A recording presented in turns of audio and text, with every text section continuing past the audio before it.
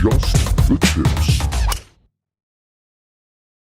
All right, everybody, it's Adam and Mike with Just the Tips, and coming to you virtually and on location. Yeah, episode 46. 46, yep. 46, nice. Before we get going, you were just saying it's got to be quick. The Yankees are on right now. Yeah. The Mets are on later tonight. As we speak, by the time this airs, one or both of our teams could potentially be in the World Series. Yeah. That's going to be a crazy little Subway series. You know, I was talking to somebody about it, and I mean, let me ask you actually, since you're a Mets fan, I'm a Yankees fan. Is it kind of like an assumed thing that the Yankees are just supposed to win? Yeah, I remember listening to Derek Jeter in 2000 when the Yankees beat the Mets, and the reporter asked him, "Is it sweeter because you beat the Mets, or are you happy because you beat the Mets?" And he said a couple of things that were interesting. Number one was, if I had to wait to win the World Series to be happy, I'd only be happy like once a year and then only once every couple of years. He said, but there was a lot of pressure and expectation from the owner at that time, George Steinbrenner, to beat the Mets. I think the big thing was, for those of us who grew up in the 80s, the Mets were the toast of the town, 85, 86, and the Yankees sucked. And then the Yankees have had this incredible run through the 90s and early 2000s. But now there's a little competition. Steve Cohen, the owner of the Mets, is now saying, I want a franchise that is the number one in New York City. He's not saying I want to win World Series and championships and titles and spend money. He says I want to be the owner of the best baseball team in New York. And now I think the rivalry, the competition is higher than ever before. But if the Mets and Yankees play together, the Yankees are expected to win. They're the big brother. Yeah. So like that's what I was saying to somebody, and it's almost like a double-edged sword. It's like, yo, you're supposed to win. So the Mets are kind of playing on tilt, like they have nothing to lose. So they're going, all out. So, it's going to be tough. It's going to be a tough series. Obviously we got to get through Cleveland first, but either team, Dodgers or Mets, it's going to be a hell of a World Series. Well, as we sit right here speculating about a Subway series, watch this podcast will come out. It'll be the Guardians versus the Dodgers. Yeah. So let's put a little asterisk in here at the beginning of this podcast. Yeah. But all right, listen, dude, we got a lot of stuff to talk about. I do want to get I do want to watch this game. So I want to get started with a ton of stuff that we're working on. First, though, we got to thank our sponsors. We got some good stuff coming down the pipeline, I guess. But Sundog Eyewear, Ball Hawker, Shaft Wraps, and Custom Wedgwoods, man. A bunch of good brands that we partner with that have been doing some really cool stuff with us, and I'm super pumped for what's to come, man. It's gonna be a hell of a 2025 for sure. Yeah, I think the big thing would be like the ultimate package is to put your Sundogs on, right, and get Custom Wedgwoods to build you something to hang up your clubs that are wrapped in shaft wraps and your balls from Ball Hawker. If you can put that all together. Yeah, that's the. I don't want to say that just the tips. Whatever the opposite of just the tips is what that package would be called. the rest of the easy. Package. We're a family video. I don't know. With some of the content that's going to be coming out with you getting strands to Caledonia, I don't know if we're going to be a family friendly channel anymore. So if you don't mind, why don't we start right there? I don't want to say we're behind in editing, but it's just the nature of the beast that content that was shot at the end of August is coming out the end of October. But it's been you have a really cool video series that would be like day 5 or 6 when this comes out, hole by hole at Caledonia. Yeah. Caledonia, True Blue, they've been awesome partners with us. We've done some really great stuff with us, and obviously stay tuned for some really cool stuff from them. But last time when we went, we did a hole for hole on True Blue, and we didn't get a ton of content at Caledonia, mainly because Caledonia is your spirit course, and I had played there one other time, but it was, I believe it was like, I don't know what time of the year it was when I played last time, but I didn't get the full experience.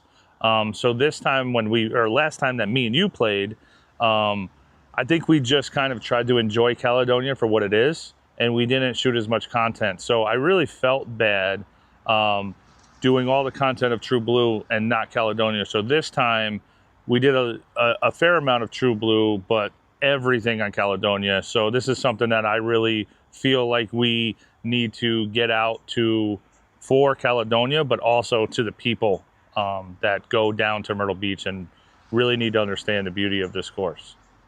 Yeah, Caledonia is a special place for a host of reasons, but you know, it seems like the golf course has been there like before the Civil War. It just feels like this golf course has been there for forever, even though it was only built in the 90s. I think it was 92 or 94 or something like that.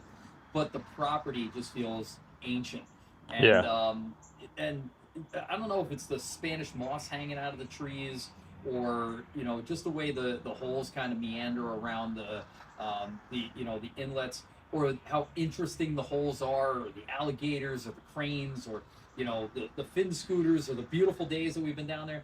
But that place is just something else. That and short par threes. Well, yeah. So I think that's something that we should talk about. Like, you know, that's just a Mike Strantz thing. You know what I mean? Like, I feel like, you know, Mike Strantz was obviously ahead of his time. He designed.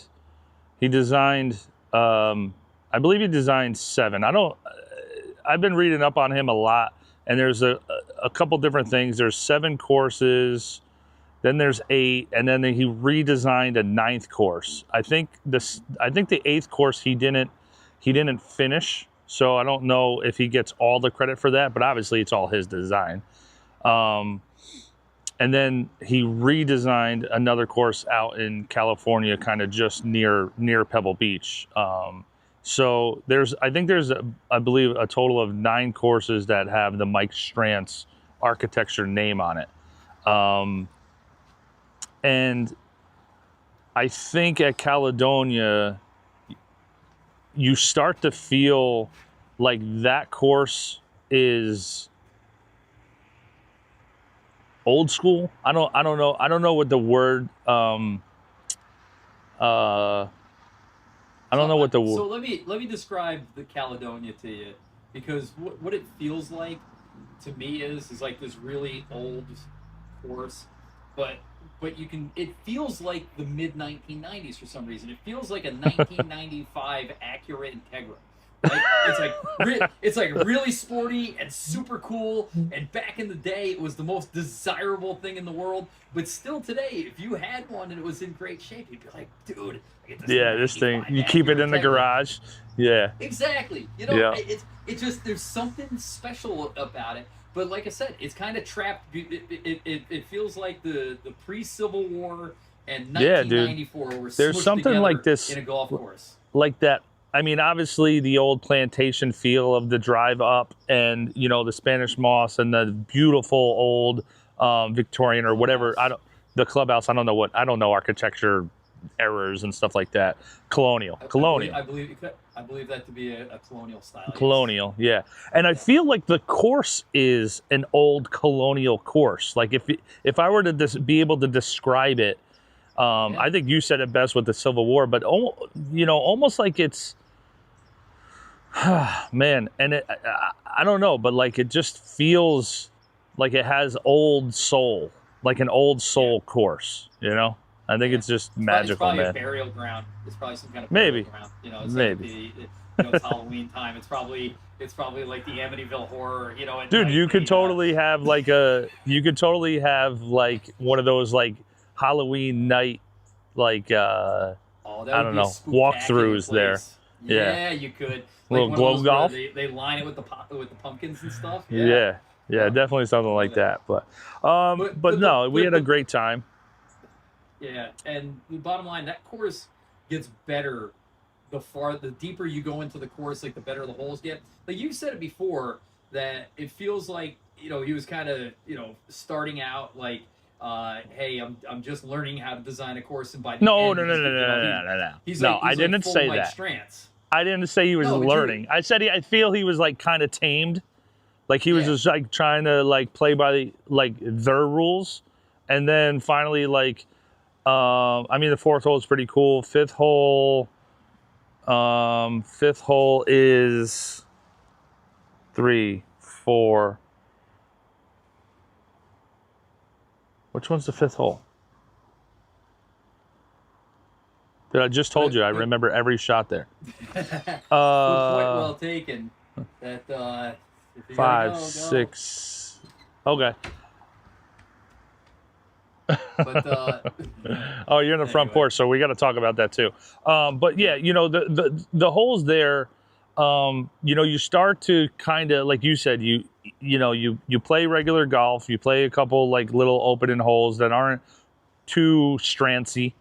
But as you go That's a good deeper way to into put that course, they get, you start to see that Strantz architecture.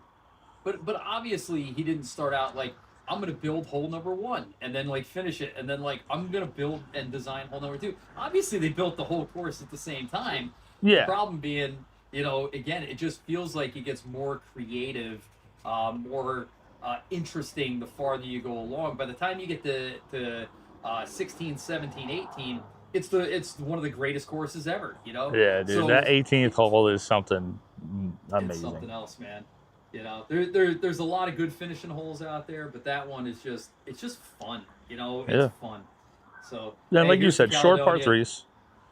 Yeah, listen, give me a 125-yard par 3 with a tough green over a 210-yard par 3. With a flat green. Any Yeah. day of the week, Well, I mean, the ninth hole at Caledonia is what, 105 yards?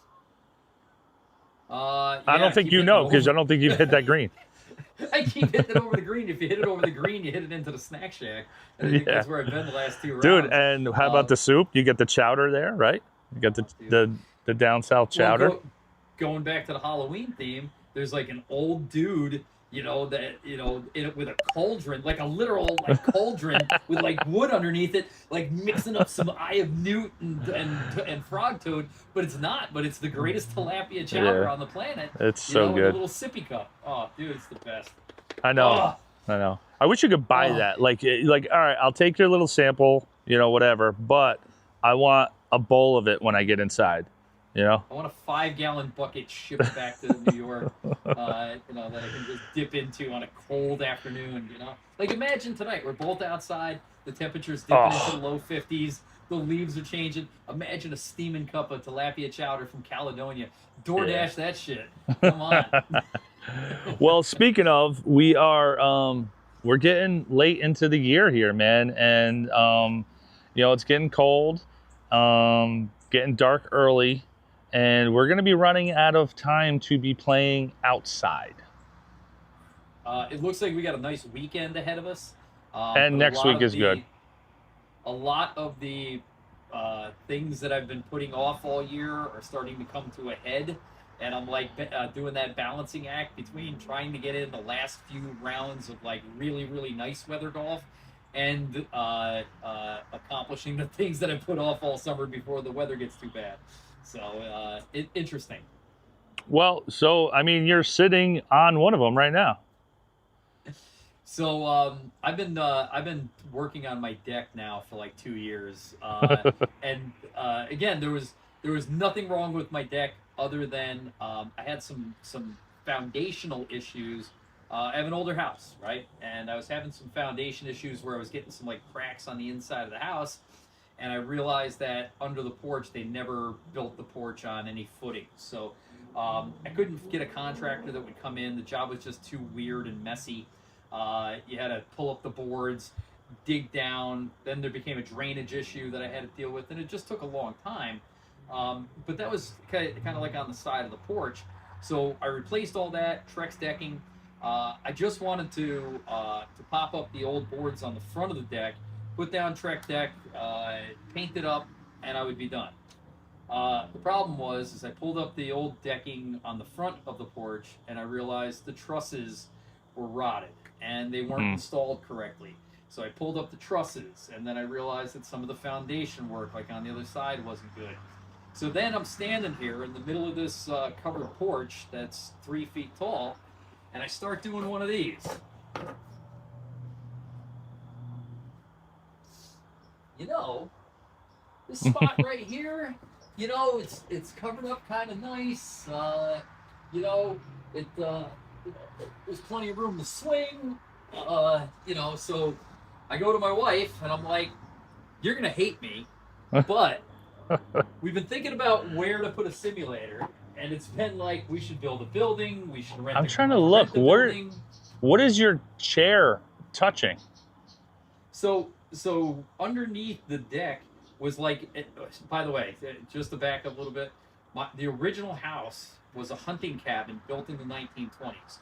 Then somebody built like an extension on it, and then in like the 50s somebody built like a porch, and then somebody put a deck on it, and then in the 80s somebody put a second floor on it. When Jamie and I bought the house 20 years ago, we put on a dining room, and we redid the house. And at this point, without exaggeration, I've literally gutted and redid every wall, floor, ceiling, fixture, electric, plumbing in the entire house, and now I'm redoing some of the things. So what we're sitting out here is actually an old driveway that used to come right up to the house, but it was under the deck. So so where your right hand is, right there, right? Yep.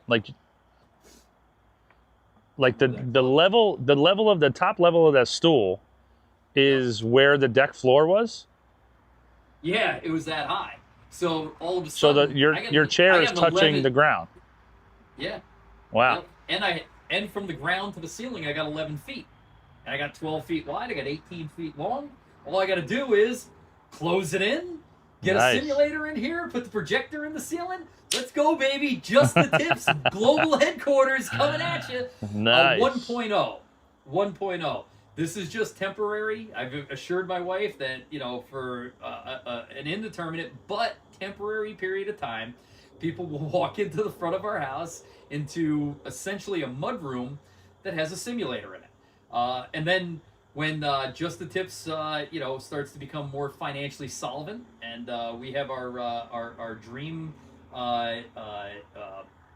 building with the 4 simulators, the retail space, the outdoor driving range, the gym, the Finn scooter for purchase or rent, then I'll move the simulator out of here, and she can have the mud porch back. So she's rooting for us. How about that? Nice. Good for her. Good for her. Good for us. I like that for us. Good. I like this for us because I'm feeling right now that the so. By the way, step number 1 was just gutting it down. I'll have it gutted out by this weekend. I'm also thinking that this is also a way for you to not have to redo the deck.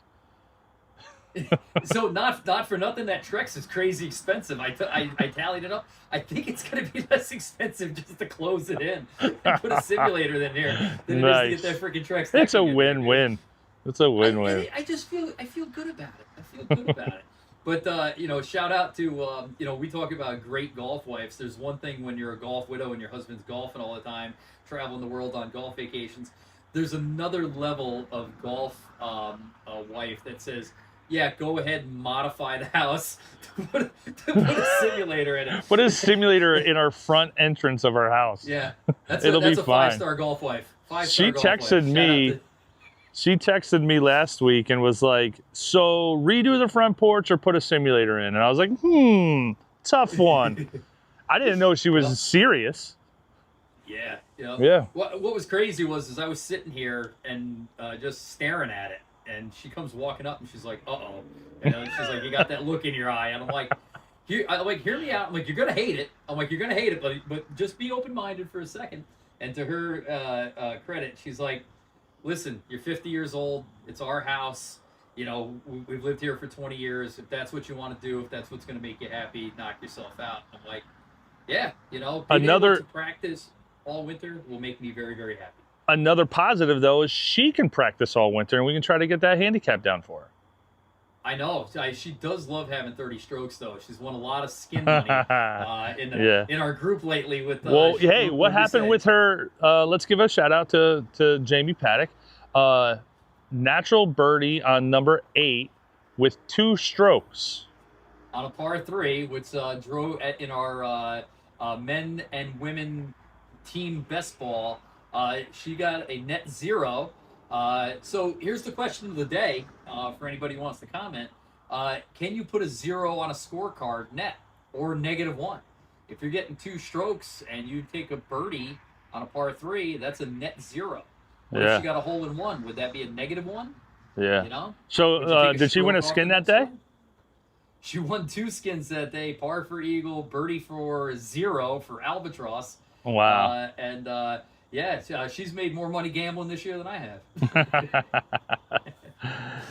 But your partner did well too. Did we talk about this last week? I don't think we did. No, because we played Saturday. We shot the podcast earlier that week. Right. No, we had a cool little match. Go ahead. No, I was just gonna say it was our annual group where we take our 12 ball, our normal group, although I think it was 16 this time. Well, it was 12 originally, and I texted him, and I was like, hey, man, I totally spaced out, and, if anybody bails, let me know, I'll hop in. He goes, dude, if you want to be in, I just can get 1 more guy, and then 2, I think the ladies have a wait list, so we can definitely make it 16. So it ended up being, I think it was 14. I don't know whatever that math works out to be, but it was a lot. So blind draw, 1 male, 1 female partner. Handicaps weren't taken into consideration, so you could have a +1 and a 40 together. The vast majority of the ladies, I mean, they're all golfers. I mean, they play all the time. But I think our handicaps on the men's side range between +1 and maybe 20, where on the ladies' side they probably started in the mid-teens and went up to 40. So it was a very different game than we're used to playing. Jamie, with her partner, came in, which again she requested to not be paired with me, which is fine. But a lot of the ladies did that actually. I don't doubt it. They came in paired, tied for 2nd, and she had 2 skins. Oh wow, good. How'd you make out? I believe we were like 4 or 5 under, and not because of me at all. We actually used 7 of my partner's scores on the front. She had what was her handicap? I think she's 30 or 31, something like that. She was getting 2 strokes on most of the holes, and then a few just 1 stroke, which was, and who was your? You don't have to say names, but I actually remember who your partner was. Now, how were you with like helping or coaching or caddying for your partner? So that's what's interesting, and I'm glad we brought it up. So the partner I had was also a 30 handicap. What was interesting, though, was she only took up the game 2 years ago. She retired and took up the sport, post-career. I met her on the driving range and saw her hitting the ball well. We got talking on the putting green. I could tell she was nervous right away, which, again, I have that effect on people. So yeah, it's not a good one. But and I asked her. I came right out and said it. I go, listen. I said my goal is not to make you nervous or have you have a bad day. And she goes, no. She goes, I'm really, really excited to play with you. She goes, but I'm just nervous about the format in general. She goes, I had to Google what a skin was, and she goes, because I'm only playing a couple of years and I don't know all the rules. And I said, okay. I said, let me ask you before we start off. Adam pulls out a clipboard and is like, here we go. Well, that was the question. I go, I'm not a big one for giving unsolicited advice. I don't think it's a good practice. I do like to cheer on my playing partner. I like to encourage them. If they need my help, I'm there. But I'm not going to go, hey, you should do this. I said, what level of help do you want? And she goes, well, to be honest with you, right this second you could help me figure out how to chip out of the rough. So we had like a real quick kind of chipping lesson. Dude, that's cool. But I know it is, so she's very open-minded. But I know you can't go around the course and with somebody with a 30 handicap and like, okay, hit it here, okay, make Yeah, this yeah. shot. You gotta let them play their game. Right. What we realized right away was, and this goes back to one of my original points, or maybe it was a Tuesday tip or a Tuesday talk. Off the tee, this person was brilliant. I mean, hit the ball long and straight, hit a lot of fairways, was above average in distance for the course. After that, though, there was no golf game. There was no, hey, listen, let's get there's on probably the green there's no, and you know, like, hopefully she's listening. It would be great if she's listening. And there's no offense here, because your wife is the same way. She's great off the tee. You know, she might miss a couple a little right, but she's got the distance and she's got the height. And then when it comes to start more of like feel or golf IQ, we'll say, is where things start getting a little crazy. Well, so here's the trick, and this is what I go back to, is, you know, we spend a lot of time on the range, we spend a lot of time hitting long clubs and things like that, but that was good, except we can't make, you know, a double bogey for a par or a bogey for a birdie. You know, we made a lot of triples and a lot of quads that just quite honestly didn't help, and it was a shame because we're right around the green in 2, right? And you know, so like the coach in me would go, hey, nice job, just chip it on and 2-putt for a 5 for a 3, and that's a birdie. Right. But, you know, once we're, you know, 30 or 40 yards next to the green, we still walked away with a 7, almost, you know, like very consistent. Yeah, and that's the things where like what I'm saying is like those feeler shots where like you helped me with my game. Like we talked about dispersion and golf, like course management and things like that. That's where you helped me in the last year, where it's like I'll just use the example of the bunker on 13. It's just like, don't go in the bunker. Just, it doesn't matter if you're long, doesn't matter if you're left, doesn't matter if you're even right or short over here. Just don't go in the bunker. And that's where the times when, you know, we're talking with our playing partners, or, you know, we'll just use Jamie as an example, is just like, listen, you're 75 yards out.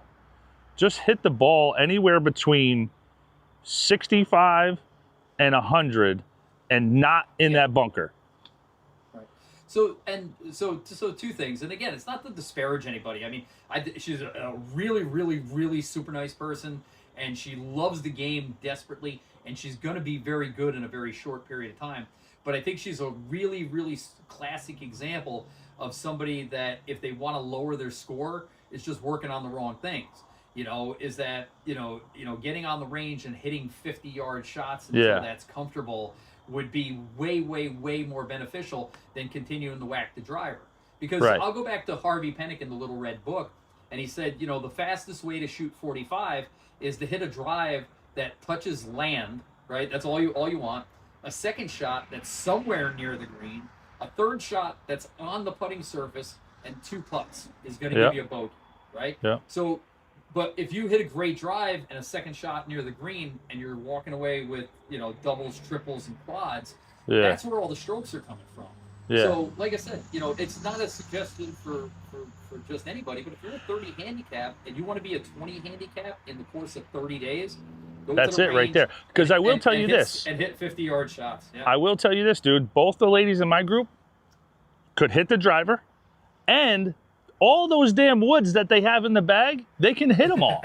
They can hit them all. You know what I mean? Like, especially on, like, we're talking about like 9 and 10, right? 9 and 10 are par 4s for the guys and par 5s for the ladies. So, and they're tough holes for the guys. But it's driver, and then it's like a good wood, like a 5 or a 7 wood, and then it's another pretty good wood, like a 9 wood or something, to get to these greens. And they're totally fine with them. They're getting in the air. They're straight-ish. The 2 ladies in my group were great. You know, they were really good. They had a great day. But again, it was that, all right, now I'm 30 yards short with a tight lie. It's a little bit below my feet, and it's a chunk, or it's a skull, or it's a, you know, it's a duff into the bunker, whatever it is. And, you know, like I said, you've told me that. We've done Tuesday tips about starting from the hole back to the tee is where you need to start practicing. Like if you were a new golfer, if you took my 8-year-old to the golf course, it's working on 3-footers first, then it's working on 6-footers, then it's working on chipping. You even said this in one of this, like if you can't chip the ball on line to the hole, then how are you expect to get a 9-iron on line and a 6-iron and a hybrid on line? Yep. So. Yep. Yeah. So, hey, listen, I hope this doesn't come off the wrong way, because I thoroughly enjoyed the day. I really, really, really, truly enjoyed her company. Yeah. I think she's got a really a bright future in golf ahead of her. I hope she calls up and is like, Adam, I want to play with you again and all the time. Dude, I had a blast with. Yeah, and if she ever I had a blast out like there. I said, I take her right under my and go. Well, hey, and that's listen, the thing, and that's practice. And we're not saying. Together. And I'm definitely not saying it, and I don't think you were saying it in that way either, and I hope I'm not coming across that way. Is like, we're not saying it in a negative way. We're saying like the things that most people, even guys, young boys, like they just want to rip driver off on the range and stuff like that. And we've made a video about this. And the women, they're nervous about, hey, I want to make sure that I don't, roll this one off the tee, and none of us want to do that. I still think like that too, but I think most of the women have nice, good, fluid swings. All the women that I've seen, so like the nice, smooth, easy drive out to the center of the fairway is not really a problem. That 7-wood off of the middle of the fairway is not really a problem for them. And obviously they've had to work on them a little bit. But now if you want to cut it down to being under a 30 handicap, being under a 25, it's those little things that, they add up. Because like you said, you're on the green in 3 or near the green in 2 or 3, and then you're walking away with a double bogey. It's like, that's where, I'm telling you, for the exact same amount of time you spend blasting drivers on the range, I would have one ball. I'd go to, 5 feet off the green.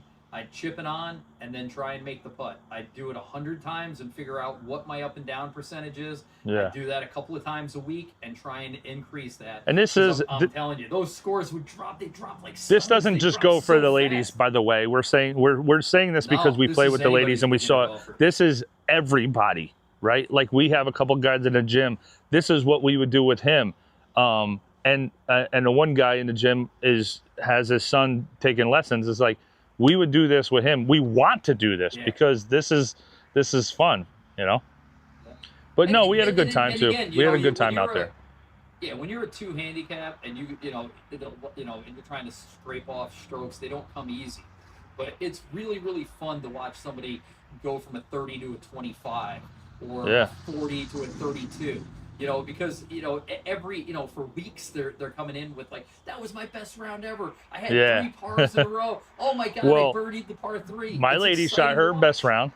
My lady shot her best round of the day. Yeah, and par net eagle on number 2. We were high-fiving and cheering and stuff like that. So, like I said, man, we used 7 of her scores on the front 9.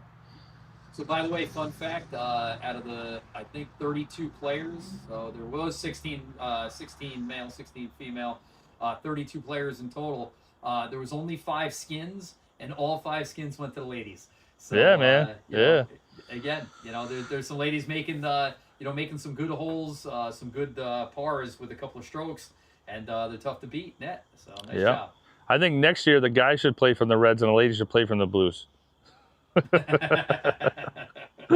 Well, you have an interesting match that's potentially coming up. Oh yeah. I got to set that up. So it's going to be me from the Blacks or Blues. I'm not really sure. I got to figure out what her handicap is. So she is a junior golfer playing in national junior events on the IJGA. And playing well. I mean, she's playing against some really good players, so she's not winning them, but she is playing one this weekend that she's planning on winning. Nice. you sometimes you go to these things and you kind of look at the field, or hey, this is in an area, or this course gets a lot of the good players or whatever. You kind of are like, all right, I just want to break 80 on my rounds or something like that. This one, she's like, I want to win this. So I was There like, you go. listen, win this thing. And Yeah. I'm going to play a match with her. We're going to play straight up. She's going to play from the whites because that's the distance that she normally plays on these IJGAs. And I'll probably play from, honestly, I'll probably play from the blues, and she's probably going to kick my butt. But we'll see. We'll see. We'll see. All right. So Hey, that's going to be filmed also. We're going to have some good content with that, but that's good stuff. So, Fantastic. Good luck to you there. What else you Yeah. got, man? I know we got a bunch of stuff coming up on the future, but I know the Yankees are on and dinner's cooking. So, yeah, I do what want to else you talk got? about the 12 Days of Christmas. We got that's going to be coming out. We're going to be releasing that on November 1st. Now you're lucky, okay? You are very I'm lucky lucky. when it comes What to am this. I lucky about, though? You're lucky Okay. about having a golf wife, okay? Yes. And a golf daughter and a golf-ish son, right? He played golf, this and that. So he understands. Yeah. They all understand what it means to get you a push cart that you want, or Yep. a polo that you want, or a custom head cover that you want. I am not so lucky. Right. I get the dozen nitro yellow balls. I get the Yankee head cover set. I get the San Francisco 49er golf towel. So what we're doing is putting out the top 12 best Christmas gifts to get your golf husband / golf dad of 2024. Now, these are a combination of things that every golfer needs, but also a combination of things that are special, that are thoughtful, that are take a little bit of time and effort to say, hey, my dad would kind of like this, and he would know that I took the time to, pick this out for him. So here, let me ask you a question. When was the last time that you opened a gift where you were like, "Oh my God, I can't believe you got this for me"?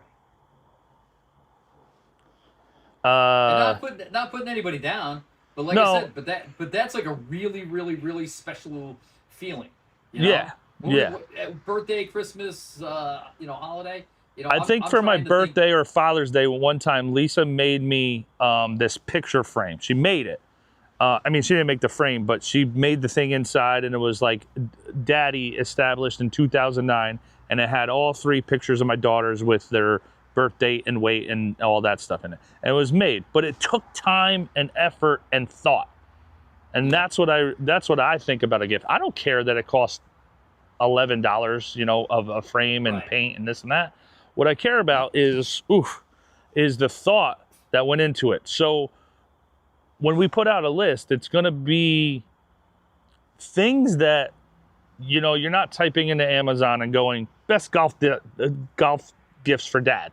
Yeah. Well, that You know doesn't what I mean? work, by the way. No, it doesn't. And to me, that there's no effort to that. So when we release this list, you're going to see, hey, my dad has an old one of those. Maybe it's time for him to get a new one. Or, hey, my dad's always been talking about how his friend has this. Maybe I'll get that. Or, things like Right. that. So that's Not what this...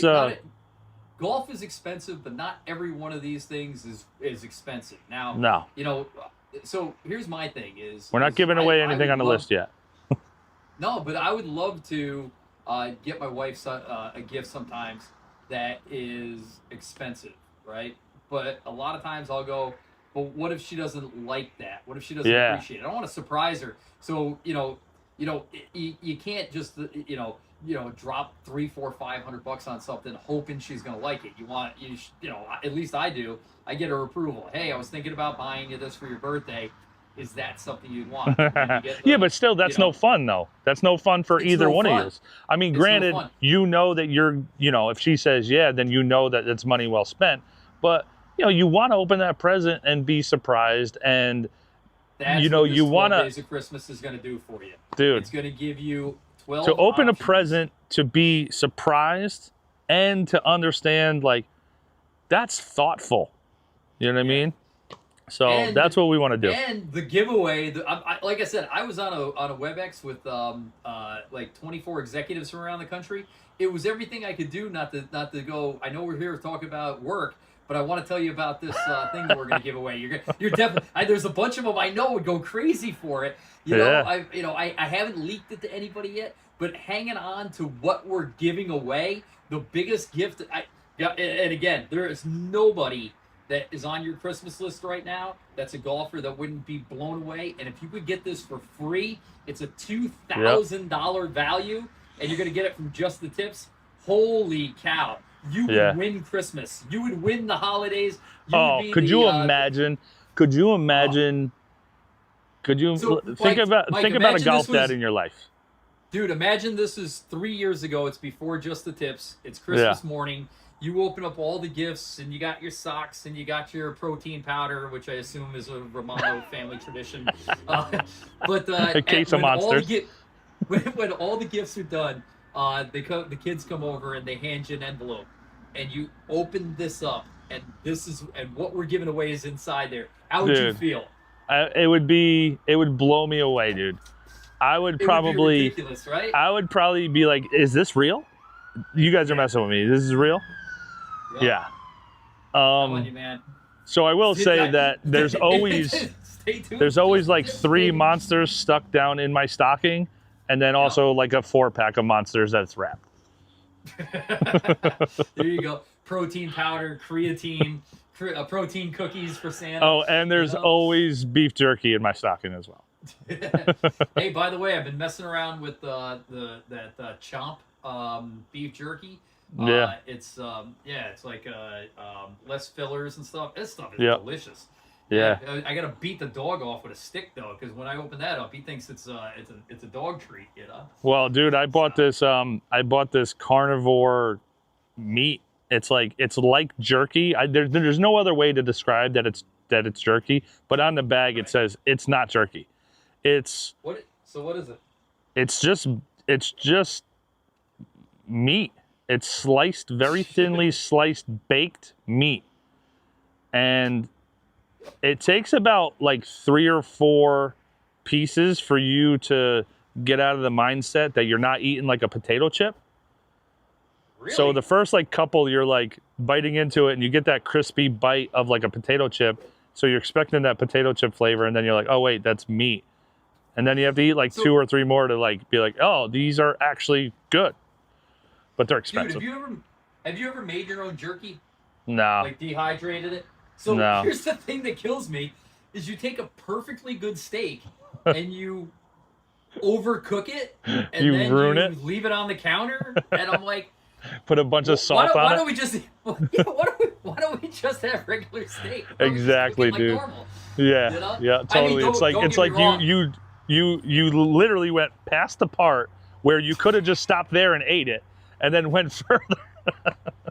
Listen, there's nothing I love more than a long road trip and stopping at a Sheet station or a Love station and getting the oversized bag of jerky and stinking up the entire car with it while I munch it down Highway 95 on the way to Myrtle. The problem with jerky for me is one, you get that big bag, it's $15, $16, and I will eat that cheap thing. I will eat that thing in 4 minutes, the whole thing. Yep. I will eat it all in 4 minutes. Is there enough room for me to swing in there with a driver? Dude, I can't touch the. Well, you're 4'11", bro. It's it's a 4-iron. By the way, Arnold Palmer Axiom 4-iron. Let's go. Oh, like nice. 1985 in the house. But dude, like I said, you can't touch the roof with the club. It's 11 feet. Think tall. We can get 2 simulators in there? I'm just kidding. One going each way. It's a little narrow. We'd have to go like hiney to hiney. You know, one going one way and one going the other. I don't know if that's gonna work. Yeah. That's like working in the cable crossovers together in the mornings. Do we make eye contact? Not really sure. So I'll save my gym stories for another time. But how's your 75 hard going?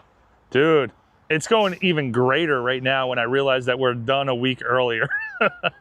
So you hit me with that, and I go, I don't think I'm gonna stop. I think I'm just gonna add 7 days to my. Yeah, I mean, I would do the same, but you know, I'm doing carnivore, dude, and I'm just eating meat and some cheese, and that is it. Yep. So, it's yeah, getting a little boring. Yeah. Again, I've had a good one. I feel good. I got a 45-minute outdoor workout coming at me after this. It's Nice. sub 50 degrees. I got to take the dog for a run. My schedule wasn't great today, but again, it's been really, really solid. But Dude, I feel we're really great. on day 43 or 44 right now. I think Like so. Today I that think we're we're shooting inside this 30 is days. October 17th, and our last day is November 17th. So Okay, so we're 30 days away yeah, from being done. and then But, it's Strand's time, bro. Strand's So, trip is set in stone. It is okay. Set. So if those dates are good, then I'll book hotels tonight. And like I said, man, I'm pumped. Yeah. 3 courses. I'm a little concerned about the weather. I'm a little concerned about the sleep. I'm not All right, concerned so about being blown away by golf courses. Let me ease your concerns about weather. Royal New Kent in Central Virginia. Well, I don't really know exactly. I'm not very good at social studies, but I think it's centrally located north to south. Geography. Yeah. Okay. North to south, I think it's kind of central. We're going to play there on November 29th. And I asked them, what's the weather like? He said, could be 50s, could be 60s, could be 70s. I go, could be 40s? He goes, no. Really? So that like really made me happy. And then he said that very once in a while, when they get more than 3 nights in a row of freezing, they'll put the tarps on the green for like the night. Okay. Yeah. They put a little blankie on the greens. Yeah. I like that. Yeah. Dude, So I was very happy to hear that. When you said you called the pro shop and asked what the weather is going to be 6 weeks from now, I go, it reminds me of that thing you see on that guy on TikTok. Pro shop, Chris speaking. Yeah. No, Mr. Romano, I don't have a magic ball to know what the weather's going to be 6 months from now. and you're not going to hit the greens anyway. So have a good day. Yeah. No. And he said, what are they gonna say? No, it's gonna be 80 and sunny. Come on. No. We were having a conversation. It was the director of golf. This guy Tim. He's a great guy. He's really he's excited for us to come. He wants us to shoot some good content. We're gonna do some interviews, and we're gonna learn a lot about that course. Sleep. I just don't know why we're not allowed to sleep. We can sleep. You're like we're gonna be awake for 72 hours. No, somebody's gonna sleep in the car while the other one's driving, and then vice versa. Then we'll get a good Cracker Barrel breakfast, and then we're gonna hit up Royal New Kent. Dude, I already got the Cracker Barrel set up on the map. I got 4 words for you: sausage, biscuits, and gravy. Okay, and country fried steak. Chicken fried chicken steak, fried chicken steak. And here's the other part of that sentence that I was going to say was they don't put the tarps on, and like the month that he was talking about was like more like January, February stuff. So we're golden, dude. Right. We're golden. And then we're going further south after that. Exactly. There's an old song that says, I just want to go where the weather suits my clothes. And I know it's going to be nicer there than it is here. So yeah, dude. Yeah. Man. I'm looking forward to it. It's going to be like this down there in a month. Yeah. It's always like 10 degrees better there. Yeah. So. And you never know. You can also get those 70 days. So, yeah, dude, I'm pumped. Got some stuff coming down the pipeline for Caledonia. 12 Days of Christmas. Make sure you guys stay tuned on the 12 Days of Christmas stuff because we are doing a huge giveaway.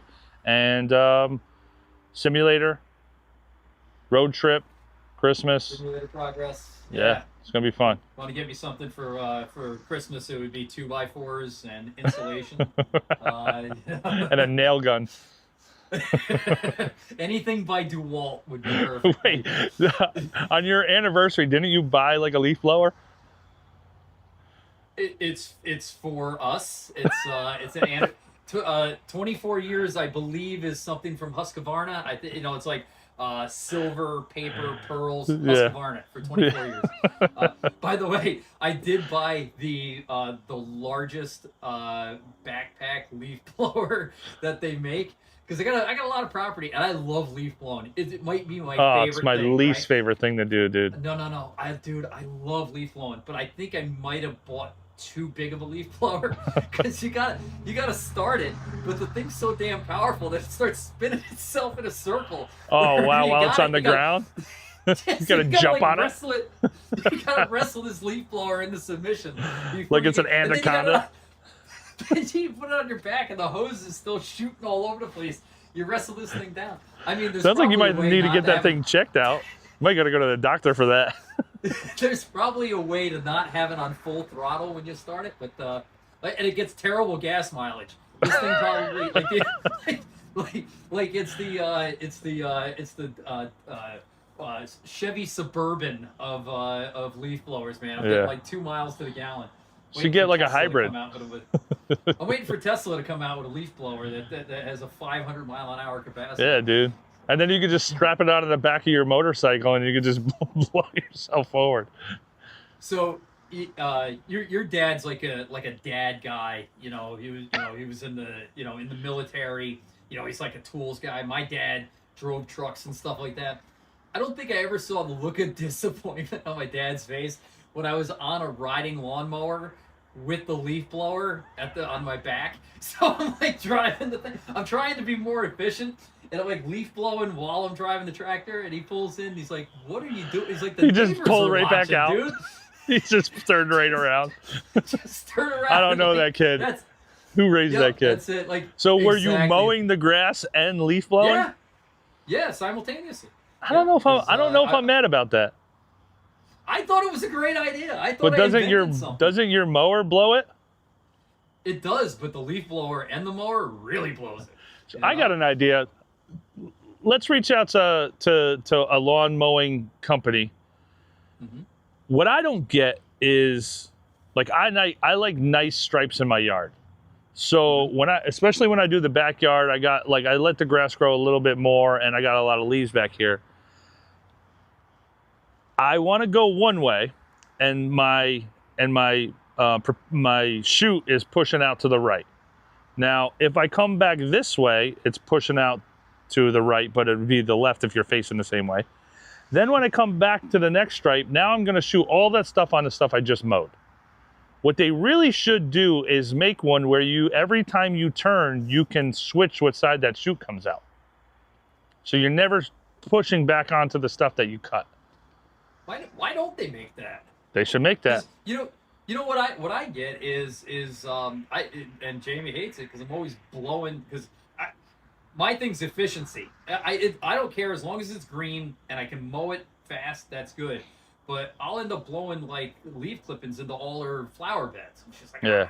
And I'm like, but this 60-inch thing with a 500 horsepower, it's just blowing it all over the place. But yeah. If you could, as you get close, just switch it the other way. That would make all the sense. Yeah.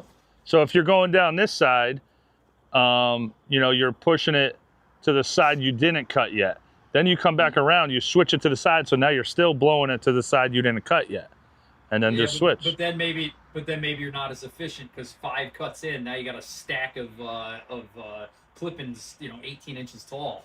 Maybe that's the reason you don't. Yeah. I don't know.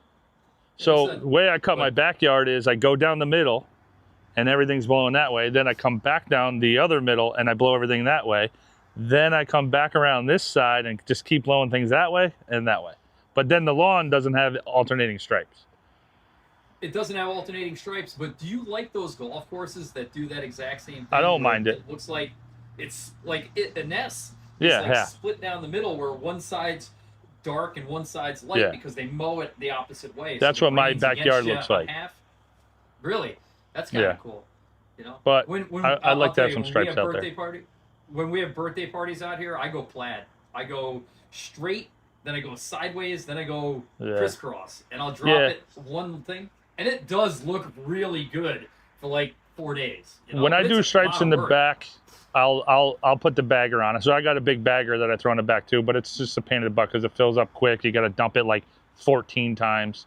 The front yard, don't get me wrong, the front yard it's golf course worthy. Gucci. Yeah. The kids say. It's Gucci. All right, dude. Hey, listen, dude. That's long enough. All right. Yeah. No Listen, kidding. I'll Let's see you in the go, gym in the Yankees. morning. Let's go Mets. I'll be there, man. Like I said. Yeah. Oh, 5 o'clock, right? 5 a.m. Oh, I could So text, but you like 5, right? I prefer 5, but All right, then we'll just leave it at 5. There's a group. By the way, November starts 2 days, 5 a.m. and 5 p.m. Strength train in the morning, golf in the evening. We can make it happen. I like it. 2 days a week, ready. though. I'm ready. Is that all we can do? I mean, we can do more, but I'm not gonna give the guys enough options for that, because then they'll start, like, 3 guys will show up on one day, 1 guy will show up on the other day, no guys will show up on another day. I'm just in the back of my head. I'm really only doing 2 things until the spring, and one is working out, and the other is building and then using the simulator. Yeah. And that's it. And like I said, I'm just gonna come out. What was that video you sent me that said the winter arc? Are you ready to go? Yeah, ready to go into the gym this winter and come out a different person? Dude, Yeah.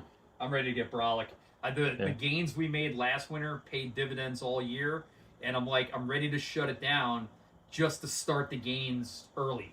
That's how focused I am. So, like I said, Well, dude, so here's what we should do. We'll say this right now on podcast on episode 46 that I would say, let's say officially,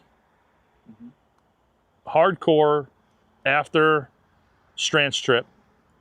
Yep. All the way. So that gives us all of December, all of January, and 2 weeks into February before Florida trip. Mm-hmm. Unrecognizable by Florida trip. I like it. All right. Dude, 7 days a week, 2 a days. I'm in. Sweet.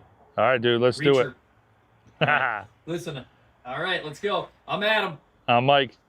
Just the tips. Just the tips. Just the tips.